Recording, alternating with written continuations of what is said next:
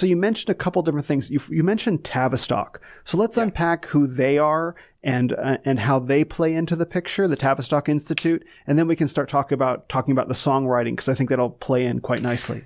To get started with Tavistock, to understand especially the deep state in general, this book by John Coleman, The Committee of 300, The Conspirators' Hierarchy.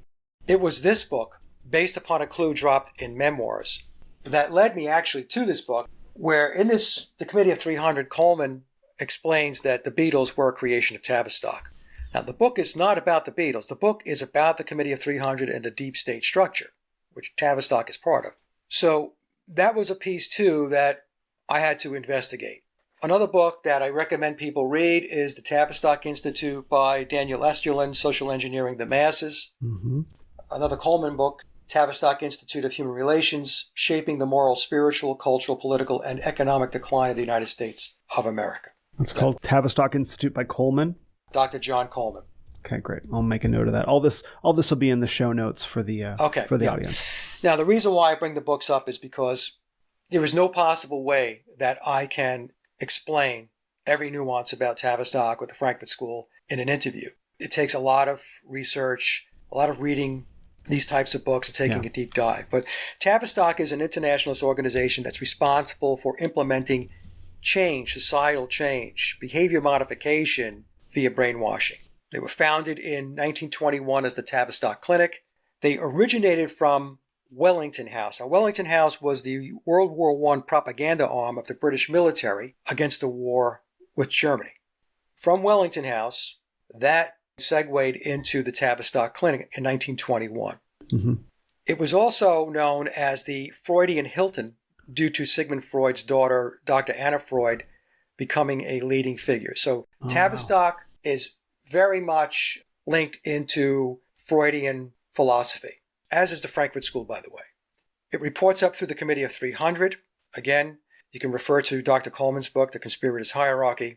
It collaborates with other internationalist think tanks and theoreticians, in other words, the Fabian Society, the Frankfurt School, the World Economic Forum, the Trilateral Commission, Council on Foreign Relations, the Bilderberg Group. All of these organizations are all tied in. They're all part of the deep state control system. And Tavistock is the mind control social engineering headquarters for the deep state. They were taken over in 1932 by Dr. John Rawling Rees. He was a key figure in British Army intelligence, and during World War II, Rees was a brigadier general, and he was a top psychiatric warfare specialist for the British. And so he takes the helm at Tavistock in 1932. They have far-reaching influence throughout governments, NGOs, the private business sector, meaning corporations, public and private institutions, mass media, global think tanks, the military, education, the music and entertainment industry, etc. You mentioned occultism.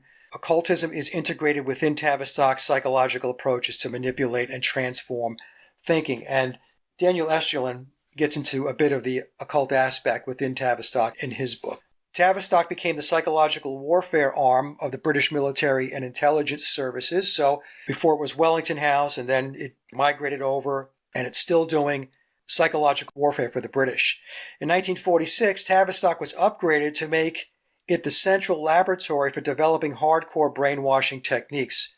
So at this point, what happened was, through people like Edward Bernays, who was tied into Tavistock, they moved it from let's just say a Europe-centric focus, and then during World War II and post-World War II, they set their sights on the United States. Because in order to bring about a world government, they had to conquer America. They had to break down the American way of life, the traditional values. They had a specific target on Christianity. We could talk about that in a bit. So it was a systematic approach to take the United States and subvert it from within and collapse it. And for anybody who's doubting that, just take a look around you today, what's going on, okay? Right. I mean, this is the result of the Frankfurt School and Tavistock. These are their principles. These are their strategies that are being played out, and they are very, very good at what they do. And I'm talking about Tavistock. We can argue that the Frankfurt School doesn't exist anymore, but its philosophy, its ideology lives on. And it's very, very prominent in everything that's going on in the world today. Going back to 1946, the Rockefellers dumped a bunch of money into Tavistock to do its social engineering. In 1948, Rees became president of the UN-linked World Federation of Mental Health. And the UN became a major conduit for British psychological warfare operations. So that's another thing that's important to understand, that this whole deep state, this whole shadow government is tightly linked. And these players span multiple functions. So we just can't look at it as they're all living in silos. Think of it as a horizontal, and they're all integrated. It's the world's center for mass mind manipulation and social engineering activities. It's a sophisticated organization that's used to shape the destiny of the world by changing the paradigms of modern society. It has control mechanisms in academia, multimedia, intelligence, medicine, the pharmaceutical industry. Mm-hmm. Its range of disciplines include anthropology, economics, organizational behavior, political science, psychoanalysis, psychology, and sociology. So that's a quick rundown on Tavistock. And it's a very important organization to dig into and research if you really want to understand what's going on in the world, why things are working or not working the way they do. They're behind it. Mm-hmm. So how do they connect to the Beatles? Like what role, because you mentioned the Coleman book and the conspirators hierarchy, Community of 300. Yeah. What does he say the role that the Beatles played in connection with Tavistock? Tavistock, as part of its social engineering, they knew that music plays a very, very important role in shaping people's behavior, shaping their morals, their beliefs. And a lot of that came into Tavistock from the Frankfurt School. Mm-hmm. The Frankfurt School was out of Germany, and it came into being at about the exact same time as Tavistock. The Frankfurt School was very active in the 1920s and the 1930s, but it lived on past that. Like the individual members that were part of the Frankfurt School were still doing their social engineering and their behavior modification beyond that period of time. It's important to understand the Frankfurt School as well. It's very important because yes, it is. They are connected at the hip with Tavistock. So it formed in 1923 by a person by the name of George Lukács. Mm-hmm. Now, George Lukács was a communist Bolshevik and was very prominent in the field of communism back in his day. And so what he did was he brought together a group of intellectuals, Bolshevik and communist intellectuals and intelligentsia, to start to think through how they were going to destroy Western civilization in order to bring about a one-world government. This one-world government is going to be a socialist, communist, pick your word. It's going to be controlling, okay? Mm-hmm. Sometimes people want to argue with socialism, communism, fascism. At the end of the day, it's going to be controlled. So Lukács was quoted as saying, "Who will save us from Western civilization?" And one of their key components was to undermine Christianity through an abolition of culture, to destroy the culture. So if you destroy the culture, then we're going to be able to take out Christianity. We're going to be able to take out traditional values.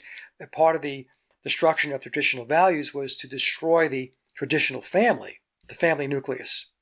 That was very, very key.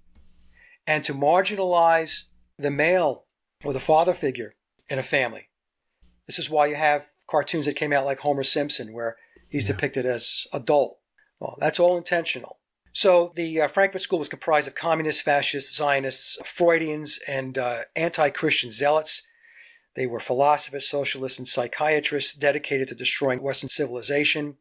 They were co-sponsored directly by British intelligence. One of the things when you do the research, you're going to find that all of this stuff still goes back to the British because it goes back to the Rothschild dynasty. Sigmund Freud is a key figure with the Frankfurt School as well as Tavistock, and Sigmund Freud is considered the father of psychoanalysis. Now, the interesting thing about psychoanalysis is that Freud had said that psychoanalysis is like a religion. You can't prove it, but you accept it on faith. Mm-hmm. So even they admit that their psychiatry and their psychoanalysis doesn't really have any basis of science behind it, but they're going to put it forth as if it's scientific fact, and they're going to sell it to the masses. So psychoanalysis cannot clinically prove that any important Freudian concept really exists. So Another very good document on the Frankfurt School comes from the Schiller Institute. They have some great research and articles, and the other one is from the Schiller Institute, From Cybernetics to Littleton Techniques in Mind Control. They talk about the Frankfurt School and Tavistock as well. So some of the information I have here, I actually culled from those articles. So during World War II, I explained before that Tavistock set its sights on the United States starting around 1946, during the war and then right after the war. And the purpose of that was to start the affront on the American way of life and to tear it down. Well, interestingly enough, the Frankfurt School was shipped over to the United States during World War II as well. Some of their storefronts were Columbia University, Hollywood, of course, and government. In fact, one of their members, a very prominent member, was Herbert Marcuse. Mm-hmm. And Herbert wound up working for the OSS, which was the precursor to the CIA. So many of them made their way into very prominent positions within the United States government and U.S. government agencies and organizations. They were responsible also for putting forth the premise that man is not made in the image of God. This was a big thing with the Frankfurt School. They really preached godlessness. They wanted to strip away the belief that, for example, art is derived from the self-conscious emulation of God, the creator. So in other words, that when you create art, when you create something, that's something that is inherent in you as a divine creation of God. That creativity, that creative process. Mm-hmm. They put forth the premise of the theory that creativity does not emanate from a divine spark. It springs out of the culture. In other words, your creativity is not something that's come from God. It comes from the culture because you exist in the culture. So what you're really doing is you're aggregating the environment around you and you're bringing that in and you're expressing that. Wow. They were very, very focused on, at least some of them, on being liberated through erotica, through sex. So as we go into the beat movement really were an extension of the Frankfurt School and Tavistock. And the Beats, they declared themselves as hedonists. Mm-hmm. Kerouac. Yes, Kerouac, Ginsberg, and William S. Burroughs, who, by the way, is on the cover of the Sgt. Pepper album. Along with Aleister Crowley. That's right. They also said that an artist does not consciously create work to uplift society, but unconsciously transmits the ideological assumptions of the culture. So again, I'm not writing songs because I want to uplift society. And that's not coming to me because I have a divine connection spark with God, the creator and source. No, it's only because you're operating in a certain environment, and that environment is what's feeding you. They're downplaying the entire piece that has to do with your divine connection. And they're relegating it down to a material, physical world. And that's where it all exists. Well, we can see this today when they talk about classic literature like William Shakespeare and stuff like that. They say, oh, Shakespeare was just a product of his time. He's just regurgitating the values of his, and picking any number of artists. Not that there was anything transcendent going on. Oh, he was just embedded in the culture, and that's what he was reflecting. One of the things that they will preach is that entertainment replaced art. When we talk about art was something that it was special. You would look at a creative piece, and it wasn't something that was really in your daily life. It was something maybe you had to make a special trip to go see the art. You had to make plans to be able to have an appreciation of what it is that you were going to see. But what they did was they relegated the great art. They watered it down by taking entertainment and propping it up. So what happened was the whole art piece gets relegated to a shelf somewhere, and now people view art as entertainment, and entertainment is art. And that's a whole dumbing down effect, because if we take a look at what's being pumped into our living rooms from an entertainment perspective, or the movie screens or Netflix or whatever, that's nothing more than trash that's being pumped out and being assimilated in. It's being taken in by the person who doesn't know any better, and they're being indoctrinated. They're being brainwashed to accept this stuff. I hope I'm making sense here. Yeah. Art used to be here, and entertainment was down here. And then what they did, they pushed the art down, and they raised the entertainment piece up, and this has created a dumbing down effect, which is absolutely incredible. They invented political correctness, which they ensured permeated the entire education system. And a very interesting piece here that was in the Schiller Institute is the radio project from 1937. This is something that Theodor Adorno was heavily involved in. Adorno was with the Frankfurt School, and I believe he was heavily involved with the whole Beatles project as well. The radio project was a Frankfurt School initiative that was to test the thesis that mass media can brainwash the masses. And one of the things they point to was Orson Welles' War of the Worlds, where it was pumped out to 6 million people. And many people believed that it was real, even though there were times during the broadcast where they said that this was not real. But people didn't hear that piece of it. And that also taught them something. That also taught them that people heard what they wanted to hear versus what it is that they were told. So they were told this was not real, but people blew past that and got all caught up. In fact, in the paper, it said that many people didn't maybe think it was aliens, but they thought it was the Germans that had invaded the United States. These social scientists at Tavistock and the Frankfurt School and other organizations like the CIA, because the CIA, by the way, that's one of Tavistock's clients, is the CIA. This is spelled out in John Coleman's book. What's happening is they're learning from this. Mm-hmm. And this goes to a concept called cybernetics. So cybernetics has to do with where you have input and output, right? So it's a cycle. So this is how AI works as well. So AI is a concept that has been established based upon cybernetics. So you have inputs, and then when you input something, you have an output. That output then gets rewired back in as an input. So you have this cycle going. It's learning. So when we talk about machine learning, when we talk about artificial intelligence learning, this is what's going on. So back in the day, of course, they didn't have AI, didn't have computers and everything else. So their way of being able to do this loop of learning, cybernetics, was to do these types of tests. And they would make note of what the outcome was, and then they would input it back in, and they would make adjustments to the model or the algorithm or the strategy until they got closer and closer to what it is that they wanted as an end result. This is why polling is one of those concepts as well. Polls, they're really there to measure how effective their conditioning and brainwashing is. So when a poll comes out a certain way, and it's not exactly how they want that poll to appear, then they're going to step back and say, okay, let's go back to the drawing board. Let's make a couple of adjustments, and let's see if we can get it to move more over here where we want it. So that's another tactic that they used, was polling, and they established a whole concept of public opinion polling. It was really used to pulse the public and to feed the conditioning and social engineering engine. That's what polling was, and still is. That's what it's used for.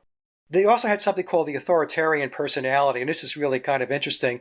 But the authoritarian personality by the Frankfurt School is defined as somebody basically who's a critical thinker and can assess things based upon using their God-given gift of intellect and reason. That person was authoritative because that person would then say, well, I think certain things would work better this way or that way, or we should change this and change that. Maybe we should do this or do that, versus the hive mind. Oh, wow. So it's kind of interesting the way they worded that. So when we think about the authoritative personality, when I first was going through this and researching it, I was thinking, well, I'm thinking in terms of an authoritative figure. Now, if you were a critical thinker, you were problematic because you were cutting across the grain and you were not going with the flow and you were not in the hive mind. So you would be considered to be a problem. You are putting together so many pieces for me right now, because I've heard of the authoritarian personality, and like you, I always thought it referred to like a dictator. Yeah, right. But the authoritarian personality as being an individual who makes critical distinctions between things, that's considered authoritarian. In fact, I'm dealing with this on Twitter right now because the celebrity Russell Brand, maybe perhaps you know him, he's recently been making a big show about becoming Christian, and he said a few things that I've been challenging him on.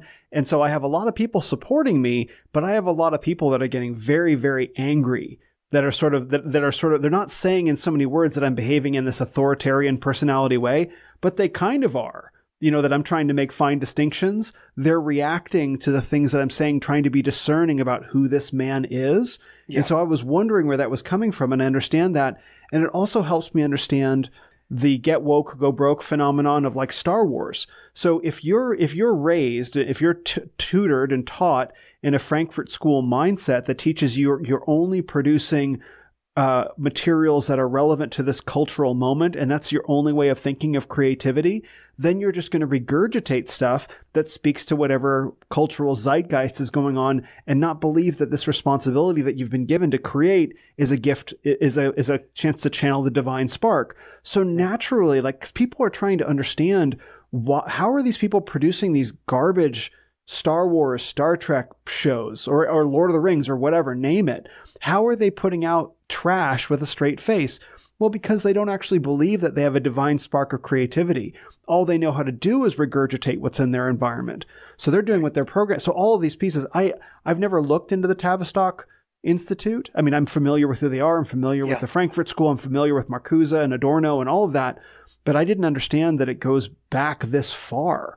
That's the important thing, is that we're used to thinking of the 60s as being the big debut of social engineering, right? Those of us, who are looking into these things. It was going on a long time before that. Modern day social engineering with social scientists has been going on for a century. Mm-hmm. Yeah. If we go back to Wellington House, and when Wellington House then morphed into the Tavistock Clinic in 1921, I think I said, the early 1920s, and we're in 2024, that's 100 years. Yeah. So they've had 100 years of really fine-tuning how they go about their business. Now, just to finish up on the Frankfurt School, Will, I don't want to take up too much time here. When you listen to the Frankfurt School and you listen to Marcuse and Adorno, and when you read that stuff, they're very, very slick, and they're very nuanced in how they go about presenting their message and their theories. They're very, very good at it, and they're very convincing. So it'll come across as altruistic, it's egalitarian, but when you take a step back, it's gaslighting. Because if everything they were talking about was good, then we wouldn't be in the predicament we're in today. That's right. Here's another very interesting quote, and this comes from Bertrand Russell, who was a British elitist. He was a philosopher, mathematician, but I think he was with the Fabian Society, which means he was big time into eugenics, and he was connected into the Frankfurt School as well. He's quoted as saying that the objective is to produce an unshakable conviction that snow is black. So this is how they were thinking. And then he went on to say that, and then we have to assess how much cheaper it would be, how much more cost effective it would be to convince people that snow is gray. So the point being is that if we take a look at today, right, at what's going on today, we're told that there are more than two genders. Mm-hmm. If we just go down that path for a moment, then we're told that men can have babies or they can breastfeed and stuff like that. That is trying to produce the unshakable conviction that snow is black. Mm-hmm. It makes no sense. It defies thinking. It defies real science. Yet there are people that will run with this and believe it. So that type of thinking, this is all the result of decades of Frankfurt School and Tavistock indoctrination and strategies to social engineer and to create behavior modification. The Frankfurt School had this thing called critical theory, and Adorno was big into this, that divides the masses into two categories. And I'm just smiling so you know, right? Oh, yeah. There were oppressors and victims. And the intent was to destabilize society and to destroy the, quote, oppressive order. So, and again, they were very nuanced and very good at explaining who the oppressors were. And they may not have necessarily been oppressors, but they were going to convince you that you were being oppressed. The example I use is with traditional family values, the mom would be home and she would care for the children and the home, and the father would go out. It was his responsibility to work and to provide and keep a roof over his family's head. And so with feminism and the women's movement, what Tavistock and the Frankfurt School did was to go about inundating through the media, because the media is their big stick, going out and asking women, do you really want to be home? Do you really want to take care of kids? Don't you want to go do what your husband's doing? Don't you want to go to work? Don't you want to do this? Don't you want to do that? The truth of the matter is many women, I believe it's actually built into our DNA as men and women to have certain responsibilities, functions, and ways of living our lives, right? I agree. So a woman would say, you know what? My job, it's very important for me to stay home and to watch the children and to nurture them and care for them. And my husband does the work, and we work together as a husband and wife team, and we make the household work. But what they did was to convince women that you don't really want to do that. You really don't. So they were gaslighting them through steady streams of propaganda.